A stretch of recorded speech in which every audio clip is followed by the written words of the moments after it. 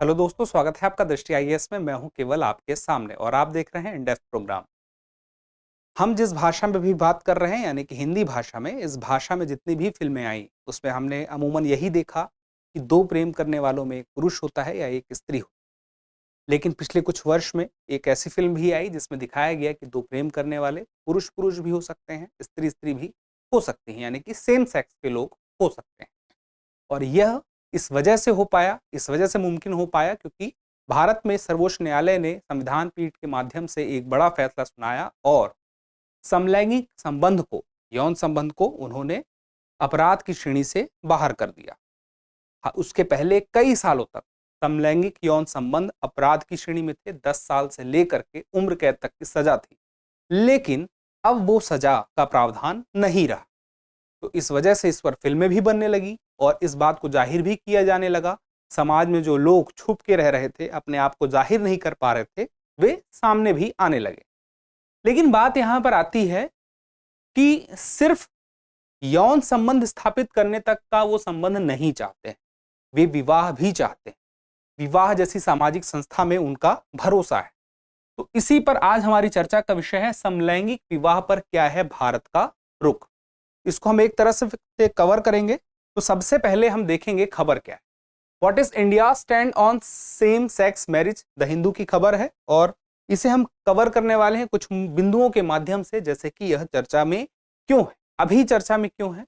फैसला तो बहुत साल पहले आया था उसको अपराध की श्रेणी से हटाने का, सेम सेक्स को लेकर के, लेकिन अब बात मैरिज तक आ गई है तो किस प्रकार से आई, अभी आने की क्या वजह थी। उसके बाद हम देखेंगे कि सेम सेक्स मैरिज का मामला, जो इसकी पूरी की पूरी पृष्ठभूमि है, वो क्या है। उसके बाद हम देखेंगे कि समलैंगिक विवाह की मान्यता को लेकर के मांग क्यों की जा रही है, मांग करने के पीछे उनके पक्ष क्या है, क्या उनसे कोई लाभ हो सकता है ऐसा करने से। उसके बाद हम देखेंगे कि न्यायालय का झुकाव, यानी कि भारत की न्याय व्यवस्था इस मामले में किस ओर से अपने आप को रख कर देख रही है। उसके बाद हम देखेंगे केंद्र सरकार से अभी हाल ही में हलफनामा मांगा गया था जिसमें केंद्र सरकार ने जवाब दिया, तो उसने अपना पक्ष क्या रखा है उसको जानेंगे। उसके बाद आगे की राह क्या बेहतर होना चाहिए, क्या बेहतर हो सकता है, उसको समझते हुए अंत में एक अभ्यास प्रश्न जो आपकी तैयारी को करेगा और बेहतर। अब चलिए देखते हैं चर्चा में क्यों है। तो चर्चा में आने की मुख्य वजह यही है कि देश भर के बहुत सारे उच्च न्यायालयों में, यहां तक कि सर्वोच्च न्यायालय में भी बहुत सारी याचिकाएं दायर की जा रही थी।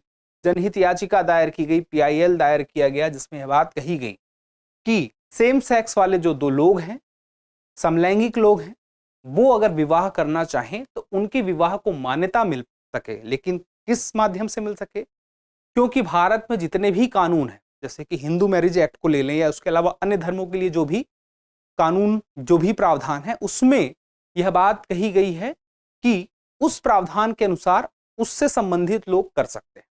लेकिन जो उस प्रावधान के अनुसार, जैसे हिंदू मैरिज एक्ट के अनुसार जो शादी नहीं कर सकता उसके अंतर्गत नहीं आता है, तो किसके अंतर्गत कर सकता है, स्पेशल मैरिज एक्ट 1954 के तहत। यानी कि वे लोग जो किसी अन्य प्रावधान के तहत शादी नहीं कर सकते, स्पेशल मैरिज एक्ट 1954 के तहत शादी कर सकते। तो याचिका में यही बात कही गई कि समलैंगिक विवाह को भी स्पेशल मैरिज एक्ट 1954 के तहत मान्यता प्रदान कर दी जाए। अभी तक ऐसा प्रावधान इसमें था नहीं, लेकिन इसी के लिए ही याचिका दायर की गई थी। तो भारत के जो मुख्य न्यायाधीश हैं डीवाई चंद्रचूड़, उन्होंने सारी याचिकाओं को एक साथ अपने पास बुला लिया और उसके बाद सरकार को से इस पर जवाब मांगा, उस पर सरकार का पक्ष मांगा। तो सरकार ने अपना पक्ष दिया। पक्ष में उन्होंने बताया कि किस प्रकार से यह उचित नहीं है। उसके बाद इस याचिका की सुनवाई के लिए, आगे की सुनवाई के लिए डीवाई चंद्रचूड़ ने, जो मुख्य न्यायाधीश हैं, उन्होंने 5 जजों की संविधान पीठ, कॉन्स्टिट्यूशन बेंच, इसके लिए बना दी है। और इस 5 जजों की कॉन्स्टिट्यूशन बेंच को मामला चला गया है कहां से, पहले डीवाई चंद्रचूड़ के साथ 3 जजों की डिवीजन बेंच थी, जिसमें कितने जज थे, 3 जज थे। डिवीजन बेंच में 2 या 3 जज होते हैं, लेकिन संविधान पीठ में, कॉन्स्टिट्यूशन बेंच में, यहां पे आपको 5 जज कम से कम मिलेंगे, या तो उससे ऊपर भी हो सकते हैं। तो अब ये 5 जजों की जो बेंच है अगली सुनवाई 18 अप्रैल को करेगी और उसके बाद हमें पता चलेगा कि आगे कहां मामला जाके पहुंचता है। फिलहाल के लिए क्या है सेम सेक्स मैरिज का मामला, इसे समझ लेते हैं। तो देखिए 2018 में फैसला आया कि समलैंगिक यौन संबंध को अपराध की श्रेणी से मुक्त किया जाता है। सर्वोच्च न्यायालय के द्वारा ही यह फैसला आया, लेकिन आपको समझना पड़ेगा कि अपराध की श्रेणी से इसे मुक्त किया गया, अभी विवाह की बात यहां पे नहीं आई। तो मामला क्या था, नवतेज सिंह जौहर बनाम भारत संघ 2018। यहां पे पहले ऐसा था कि 10 साल की सजा थी या उम्र कैद। उसके लिए आईपीसी में कौन सी धारा थी, आईपीसी में 377, जो अब नहीं रही मान्य समलैंगिक के लिए। अब देखिए यहां पे होता क्या है कि जब यह हुआ कि अपराध की श्रेणी से इसे हटा दिया गया, 2 लोग स्वेच्छा से यौन संबंध बना सकते हैं, तो सीधी सी बात है कि जीवन साथ में अगर वो गुजारना चाहते हैं तो उसे वैध रिश्ते का नाम भी देना चाहते हैं, क्योंकि सामाजिक स्वीकृति सिर्फ इतने से नहीं मिल जाएगी, हमें सामाजिक स्वीकृति चाहिए।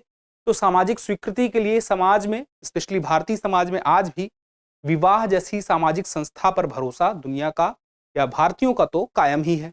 तो ऐसे में जरूरी हो जाता है उनके लिए कि वे अपने आप को समान सुरक्षा प्रदान कर सकें, समान स्वीकृति प्रदान कर सकें न्यायालय के माध्यम से, इसलिए याचिका दायर की गई। अब देखिए समलैंगिक विवाह की मान्यता के लिए मांग जो की गई उसमें उनके पक्ष क्या क्या थे, समान कानूनी अधिकार और सुरक्षा।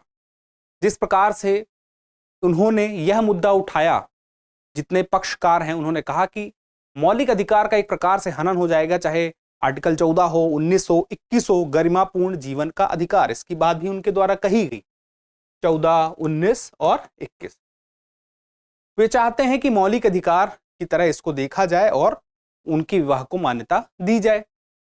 अब सुरक्षा की बात इसलिए आती है क्योंकि बहुत सारी योजनाएं होती हैं जिसमें विवाह जैसी संस्था को ध्यान में रख के योजनाएं बनाई जाती हैं और सुरक्षा का विशेष ध्यान रखा जाता है, जैसे कि पेंशन हो गया, मुआवजा हो गया, जैसे कि 2 में से कोई एक देहावसान हो गया तो पेंशन की व्यवस्था होती है, जैसे विधवा पेंशन योजना जिस प्रकार से आती है उस प्रकार की पेंशन योजना।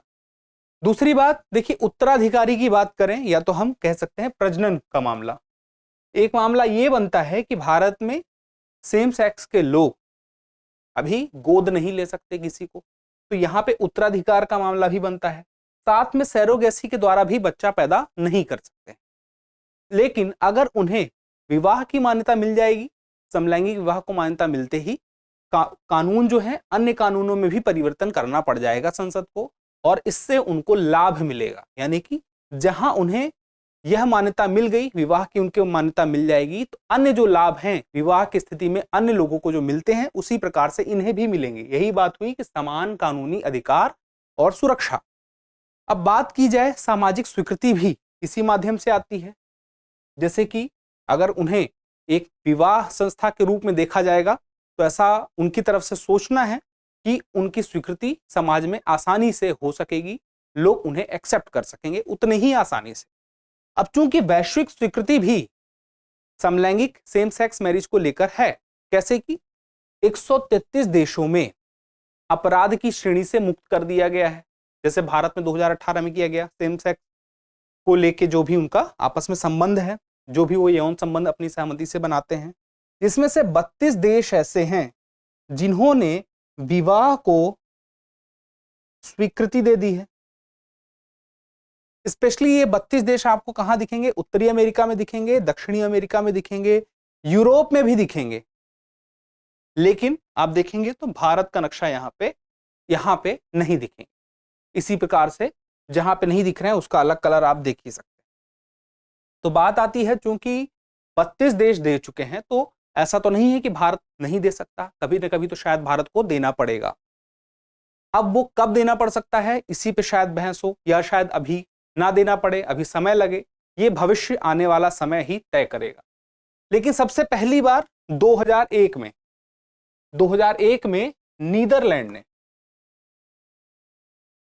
समलैंगिक विवाह को स्वीकृति प्रदान की थी, यह बात ध्यान रखिएगा।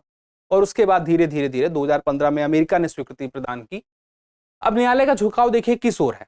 न्यायालय जो है बहुत पहले से कानून को ध्यान में रखते हुए, चाहे वो इंटरकास्ट मैरिज हो उसे स्वीकृति प्रदान करता है, इंटर रिलीजन मैरिज हो उसे सुरक्षा प्रदान करता है। उसके अलावा साथ में वह यह भी कहता है कि वयस्क को अपनी पसंद से शादी करने का अधिकार है।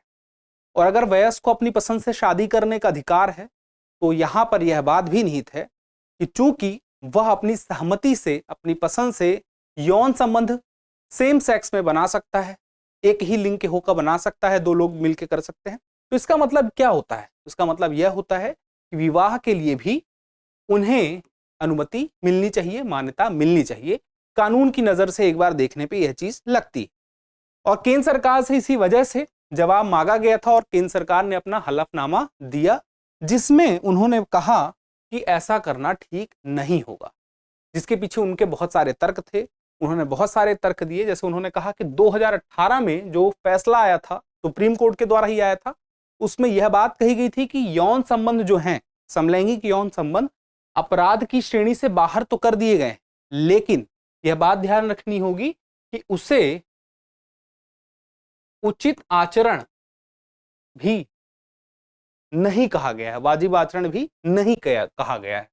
साथ में यह भी कि अनुच्छेद 21 के तहत गरिमापूर्ण जीवन के अधिकार के तहत यह नहीं आता है। यह बात सर्वोच्च न्यायालय ने भी साफ साफ कही है, ऐसा हलफनामे में केंद्र सरकार ने कहा है। इस वजह से वह उसको मौलिक अधिकार का हनन भी नहीं मानते हैं। अन्य जो मौलिक अधिकार हैं, अनुच्छेद 14 है, उसके अंतर्गत भी इसे नहीं मानते। आजादी तो है सहमति से, यह तो सहमति है कि वे जिससे चाहें वे यौन संबंध स्थापित कर सकते हैं दो लोग मिलकर, लेकिन विवाह के लिए उन्होंने कहा कि इससे मौलिक अधिकार का हनन नहीं हो रहा। अब देखिए, सरकार ने यह भी कहा कि शादी जो है वह परंपराओं से चलती है, या परंपराओं की वजह से शादी की प्रक्रिया पीढ़ी दर पीढ़ी संपन्न हो रही है, जिसमें परंपराओं में शामिल है रीति रिवाज हैं, बहुत सारी प्रथाएं हैं, सांस्कृतिक लोकाचार है। यहाँ जो सामाजिक मूल्य, वे मूल्य बताते हैं कि यहाँ पर शादी होगी, इनके बीच में शादी होगी, ऐसे ऐसे किस्म के लोग होनी चाहिए, विपरीत लिंग के लोग होनी चाहिए। ये हमारे मूल्य ने डिसाइड किया है, और मूल्य को बनने में कई लंबा समय लगता है, कई सौ साल लग जाते हैं, हजारों साल लग जाते हैं मूल्य को बनने में। तो इस तरह से देखा जाए तो एक झटके में ऐसा नहीं हो सकता है। केंद्र सरकार ने साफ साफ कहा कि यह किस पे निर्भर है? परंपरा पर। दूसरी बात उन्होंने यह भी कहा, विवाह संबंधी जितने भी प्रावधान बने, चाहे स्पेशल मैरिज एक्ट बना हो, चाहे हिंदू विवाह अधिनियम बना हो, हर जगह अन्य जो भी पर्सनल लॉ है, कहीं भी है, किसी भी धर्म में कोई भी प्रावधान है, उसमें कहीं भी यह बात नहीं लिखी है कि विवाह दो ऐसे लोगों के बीच में होगा जो एक ही लिंग के होंगे, यानी कि या तो पुरुष पुरुष होंगे, या तो महिला महिला होंगी, या तो एलजीबीटी से कोई भी, एलजीबीटी प्लस यानी कि कोई भी, लेस्बियन हो, गे है, बाइसेक्सुअल है, या ट्रांसजेंडर है, इनमें से कोई भी हो। इसके लिए कोई ऐसा प्रावधान किसी भी धर्म के प्रावधान उसमें नहीं है, ना तो किसी कानून में। इसी वजह से इन्होंने कहा कि यह ठीक नहीं होगा, क्योंकि जो भी परिभाषा कानून में दी गई है उसमें कहा गया है कि जैविक तौर पर पति पत्नी, यानी कि एक पुरुष होगा और दूसरी स्त्री होगी।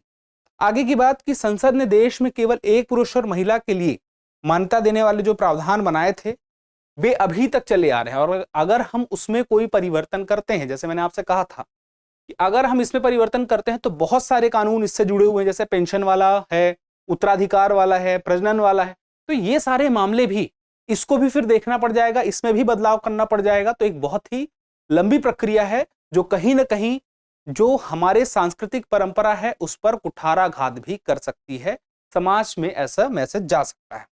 अब बात आती है कि विवाह के मानदंड जो हैं वह कौन बदलेगा। केंद्र सरकार कह रही है कि विवाह के मानदंड को बदलने के लिए संसद बैठेगी, संसद तय करेगी, यह न्यायालय का काम नहीं। अब आगे की बात देखिए, आगे की राह क्या है। क्योंकि स्थापित परंपराएं जो हैं, जो बहुत समय से चली आ रही, उसी के हिसाब से विवाह हो रहा है, ऐसे में समलैंगिक विवाह को लागू करना आसान काम तो वाकई में नहीं है, वो भी भारत जैसे देश में जहां इतनी सांस्कृतिक विविधता मौजूद है। लेकिन फिर भी उन सारी अलग अलग परंपराओं के बीच में विवाह की परंपरा जो है एकदम मिलती जुलती है। तो ऐसे में यह आसान तो नहीं होगा, सांस्कृतिक संवेदनशीलता को समझना पड़ेगा, इसके लिए जरूरी है कि जमीनी स्तर पर मतलब कि जागरूकता जो है बहुत शुरुआत से ही शिक्षा के क्षेत्र में, अन्य क्षेत्रों में सरकार के द्वारा अन्य बहुत सारे साधनों के माध्यम से जागरूकता फैलाने की कोशिश की जानी चाहिए। जैसी ही जागरूकता फैलती जाएगी, समाज में स्वीकृति धीरे धीरे बनती जाएगी। तो विवाह जैसी जो सामाजिक संस्था है, उसके लिए समलैंगिक विवाह की भी एक स्वीकृति समाज में तैयार होगी। और इसके बारे में जैसे कहें, 2001 में तो नीदरलैंड ने शुरुआत की, 2015 में जब अमेरिका ने समलैंगिक विवाह को मान्यता दी, तो वहां पे जज थे एंथोनी कैनेडी।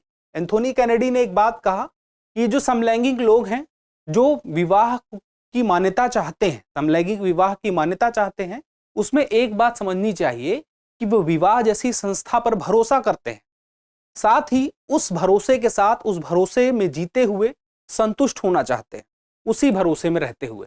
तो अपने आप में यह विवाह जैसी संस्था को बनाए रखने की तरफ भी इशारा करती है। तो अब फिलहाल के लिए इतना ही। अब देखना होगा कि आगे आने वाले समय में इस खबर पर क्या हमें देखने को मिलता है, क्या चीजें बदलाव में आती हैं। फिलहाल के लिए हमारा अभ्यास प्रश्न है, निम्नलिखित में से कौन सा मामला समलैंगिक यौन संबंध को अपराध की श्रेणी से बाहर करने से जुड़ा हुआ है? आपके ऑप्शन है नवतेज सिंह जौहर बनाम भारत संघ, शंकरी प्रसाद बनाम भारत संघ, विशाखा बनाम राजस्थान राज्य, लिली थॉमस बनाम भारत संघ। आप अपना उत्तर कमेंट बॉक्स में देना ना भूलिएगा। आप कमेंट करते हैं तो हमें और बेहतर करने की प्रेरणा मिलती है। जल्दी मिलते हैं अगले वीडियो में, तब तक के लिए स्वस्थ रहें, मस्त रहें और पढ़ते रहें। धन्यवाद।